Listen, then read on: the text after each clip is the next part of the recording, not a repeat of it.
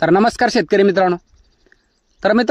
आजच्या या व्हिडिओमध्ये तुम्हाला सांगणार आहे, फिरस्ती शेळी पालन खरंच फायदेशीर आहे का, किंवा खरंच करण्यासारखा व्यवसाय आहे का, किंवा याच्यामध्ये अडचणी काय काय आपल्याला बघायला मिळत असतात, किंवा कोणत्या अडचणी आपल्याला याच्यामध्ये येत असतात, किंवा कोणत्या गोष्टीचा आपल्याला एक जबरदस्त फायदा याच्यामध्ये बघायला मिळत असतो, ते सुद्धा तुम्हाला आपण या व्हिडिओमध्ये सविस्तर माहिती सांगणार आहे. शेवटपर्यंत व्हिडिओ नक्कीच बघा. पूर्णतः मोकळी चर्चा होणार आहे. सुरुवात जर बघण्यात झालं मित्रांनो, तर मी स्वतः एक खूप दिवसापासून फिरस्ती शेळी पालनामध्ये काम करतो. काही मित्रांना माहीत असेल, काही मित्रांना माहीत नसेल, पण एक आपलं पूर्णतः फिरस्ती शेळी पालन आहे. तर या शेळी पालनातलं तुम्हाला फायदा आणि तोटा हे आपण तुम्हाला आज सांगणार आहोत. तर एक सुरुवात जर बघण्यात झाला मित्रांनो, तर याच्यामधले फायदे तुम्हाला सांगतो. सुरुवातीचा फायदा असा आहे, काही मित्रांना असं वाटत असते आमच्याजवळ ह्या संपूर्ण गोष्टी जर असत्या तर आम्ही जर सुद्धा एक बंदिस्त शेळी पालन केलं असतं. आमच्याजवळ क्षेत्र नाही, आमच्याजवळ पाणी नाही, क्षेत्र आहे तर पाणी नाही, पाणी आहे तर मित्रांनो आमच्याजवळ पैसे नाही, आम्ही शेळी पालन करू शकत नाही. तर अशा एक लाख अडचणी कोणी ना कोणी एक सांगत असते. तर मित्रांनो, जर तुम्हाला बंदिस्त करायचं असेल तर मग तुमच्याजवळ ओलिती क्षेत्र असणं गरजेचं आहे. तुमच्याजवळ मेन म्हणजे क्षेत्र असणं गरजेचं आहे, त्याच्यामध्ये पाणी असणं गरजेचं आहे. त्याच्यानंतर तुम्हाला बंदिस्तमध्ये जर काम करायचं असेल, तुम्हाला शेड चांगल्या पद्धतीचा लागत असतो, त्याच्यामध्ये गव्हाणी चांगल्या पद्धतीचं तुम्हाला ठेवावं लागेल, कारण तुमच्या शेळ्या एक चाऱ्याची एक नासधूस करणार नाही. दुसरा मुद्दा म्हणजे तुम्हाला पाणीसुद्धा तुमच्या एक शेडमध्ये चांगल्या पद्धतीचा ठेवावं लागेल शेळ्यासाठी.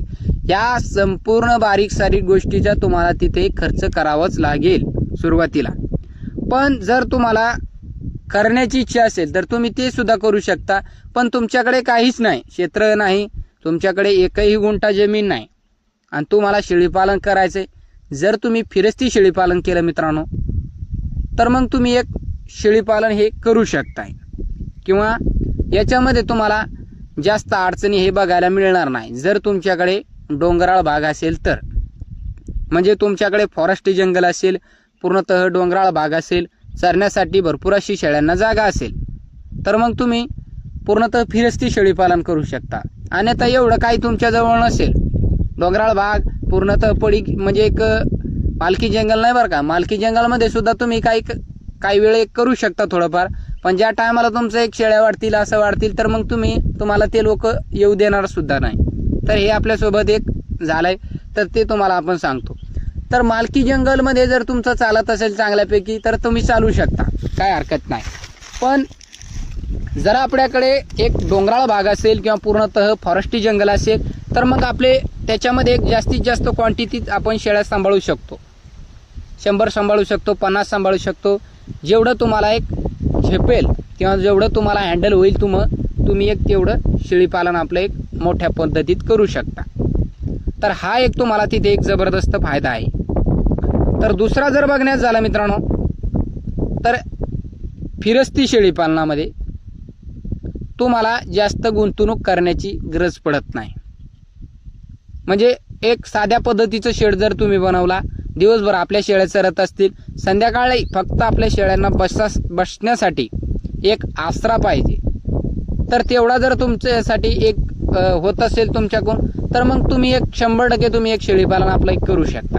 आणि स्वतः घरगुती जागा असते काही मित्राजवळ. काही मित्र म्हणतात आमच्याजवळ घरगुती सुद्धा जागा नाही. तर मित्रांनो, घरगुती संपूर्ण माणसाजवळ एक जागा असतीच. असे एक 100% माणसं असतील त्यांच्याकडे, एक सर्वसाधारण 5% माणसाजवळ एक ह्या गोष्टी अवेलेबल नसतात, क्षेत्र नसते, जागा नसते घरगुती. मग त्यांच्यासाठी थोडंसं एक अवघड जात असतंय. पण करण्याची इच्छा असेल तर तुम्ही काही करू शकता. तर हे सत्य आहे बरं का. दुसरा मुद्दा म्हणजे तुम्हाला सांगितलं आपण.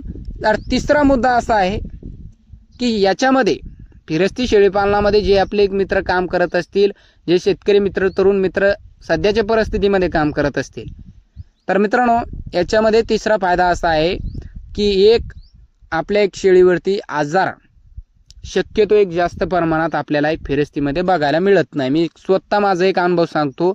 फिरस्ती शेळीपालनामध्ये मी काम करतोय, तर माझ्या एक शेळ्या कमीत कमी एक आजारी पडत असतात, किंवा शक्यतो तुम्ही असं म्हणू शकता की आजारी आपण पडू देत नाही. पण जरी शेळ्यावरती आजार आले तर एक कमी प्रमाणात या शेळ्यावरती येत असतात, किंवा आले तरी सुद्धा एक शेळी स्वतःहून एक रिकवर होत असते.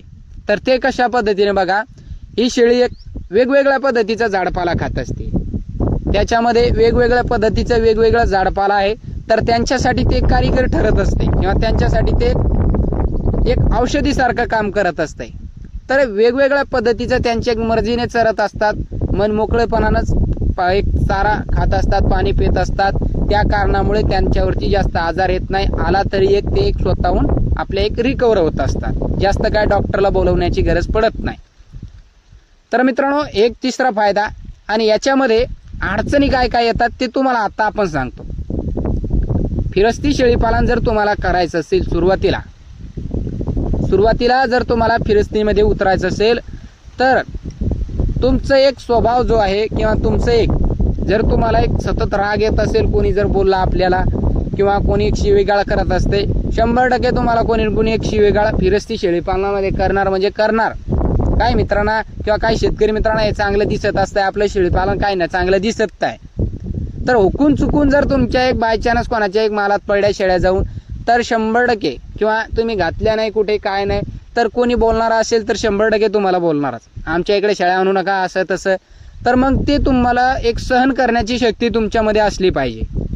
असं नाही की तुम्हाला सांगितलं आपण डोंगराळ भाग असेल तुम्ही त्याच्यामध्ये शेळीपालन करू शकता, तर काही वेळापर्यंत आपण त्याच्यामध्ये थांबू शकतो डोंगराळ भागामध्ये. असं नाही की डोंगराळ भागामध्ये आपलं संपूर्ण एक 12 महिन्याचा काळ कटत असतो, नाही. डोंगराळ भागामध्ये आपण काही वेळेपुरती शेळ्या चारू शकतो किंवा जोपर्यंत एक झाडपाला आहे डोंगराळ भागामध्ये, आता एक काही दिवसानंतर आता एक उन्हाळा सध्याच्या परिस्थितीमध्ये एकही झाडावरती हिरवा पाला नाही. तर मग अशा जागी काय करावं लागते, तुरीचे क्षेत्र असतील, कोणाचं सोयाबीनचं असेल, कोणाचा हरभऱ्याचं असेल, तर आपल्याला तिथं जावंच लागतं. कोणाच्या एक बांधावरती फिरस्तीवाल्यांना एक फिरावंच लागतंय. तर जर तुम्हाला हे सहन होत नसेल तर मग तुम्ही शेळीपालन करू शकता, असं नाही की. पण तुमच्या हिशोबाने तुम्ही एक आपल्या एक डोंगराळ भागामध्ये शेळ्या चारू शकता, जिथे एक हिरवा पाला असेल, जे एक वड्याच्या ठिकाणी, मग तिथे सुद्धा तुम्ही चारू शकता.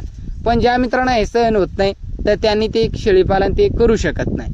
दुसरं म्हणजे ज्या मित्राला भरपूर अशी फिरण्याची सवय आहे, म्हणजे एकही मिनिट त्यांना जमत नाही, म्हणजे असं वाटतं की बाबा 1-2 दिवस जर आपण कुठं नाही गेलो तर एक करमत नाही त्यांना, की इकडं जाणं तिकडं जाणं. तर फिरस्ती शेळीपालनामध्ये जर तुम्ही उतरला आणि घरच्यांचं तुम्हाला सपोर्ट असेल थोडंफार, तर मग तुम्ही इकडे तिकडे जाऊ शकता किंवा स्वतःच्या एक जीवावर घरचे म्हणतात तू व्यवसायामध्ये या उतरू नको, भरपूर अडचणी आहे, आणि तुम्ही उतरलात तर मग तुम्हाला स्वतःहूनच त्याच्यामध्ये काम करावं लागतं जास्तीत जास्त, बरं का. तर मग तुम्हाला तिथे एक जास्त फिरायला मिळणार नाही किंवा तुम्हाला कुठं जाता येत नाही, कुठं येता येत नाही. ह्या अडचणी तुम्हाला त्याच्यामध्ये बघायला मिळत असतात मित्रांनो. सतत तुम्हाला असं वाटेल की नाहक आपण या व्यवसायामध्ये उतरलो किंवा आपण कशालाच हे व्यवसाय केलं. तर फिरस्तीमध्ये तुम्हाला मी सांगतो कुठंच आपल्याला जाता येता येत नाही. जर आपल्याला थोडंफार घरच्यांची एक मदत मिळली किंवा सपोर्ट थोडाफार केला तर मग आपण जाऊ शकतो, येऊ शकतो कुठं पण. तर मित्रांनो, जर तुम्हाला जाण्याची येण्याची हौस असेल किंवा तुम्हाला एक फिरण्याची हौस असेल तर मग ती इथे वेळ मिळत नाही तुम्हाला, बंदिस्तमध्ये तुम्हाला वेळ मिळत नाही. शक्यतो तुम्ही अर्ध बंदिस्त केला त्याच्यामध्ये वेळ मिळेल तुम्हाला, पण पूर्णतः फिरस्तीमध्ये वेळ मिळत नाही. त्याच्यानंतर जर तुम्हाला 4-2 घंटे वेळ पाहिजे असेल की आपण 4-2 घंट्यामध्ये फिरून वापस येतो आणि त्याच्यानंतर शेळीपालन आपण शेळ्यांचं चारा पाणी करू, तर मग ते फक्त पॉसिबल तुम्हाला एक आपले बंदिस्त शेळीपालनामध्ये आहे. बंदिस्त शेळीपालनामध्ये जर खुराक चांगल्या पद्धतीचा पाणी गिनी टाकून तुम्ही हिरवा चारा गिरा जर टाकला आपल्या हिशोबाने, जसे तुम्ही शेळ्यांना सवय लावसाल तशा पद्धतीने, तर तुमच्या एक शेळ्या 2-3 घंटे जर पाणी गिनी तुम्ही ठेवून गेला कुठे बाहेर आणि एखादा सांभाळणारा माणूस असेल तुमच्या मागं, लहान लेकरू जर असेल, शेळी गुंतली तेवढा काढणारा, तर मग तुम्ही बिंदास्त आपले एक 4-2 घंटे इकडे तिकडे फिरू शकता. त्याच्यामध्ये काय अडचण नाही आणि फक्त ते फिरस्ती शेळीपालनामध्ये तुम्हाला हे बघायला मिळेल. पण एक मुद्दा असा आहे मित्रांनो, फिरस्ती शेळीपालनामध्ये तुम्हाला सतत फिरावं लागतंय. तुम्हाला कुठे बसता येत नाही, का नाही, ठामपणे तुम्हाला उभंच राहावं लागतंय. जशी शेळ्यांना सवय लावली तशा पद्धतीचं तुमचं एक शेळीपालन एक फिरस्ती चालत असतंय. तर हे सत्य आहे. 100% तुम्हाला जर तुमच्या पायामध्ये फिरण्याची ताकद असेल तर मग तुम्ही एक शेळीपालनामध्ये या कधीही उतरू शकता. बाकी मग तुम्हाला काही अडचणी याच्यामध्ये येत नाही, रुपया गुंतवणूक करण्याची गरज पडत नाही. फक्त तुम्ही फिरण्याची ताकद ठेवा. तर कसा वाटला व्हिडिओ कमेंट करून नक्कीच सांगा. व्हिडिओ आवडला असेल तर आपले जास्तीत जास्त मित्रांना शेअर करा. व्हिडिओ पाहिल्याबद्दल मनापासून धन्यवाद.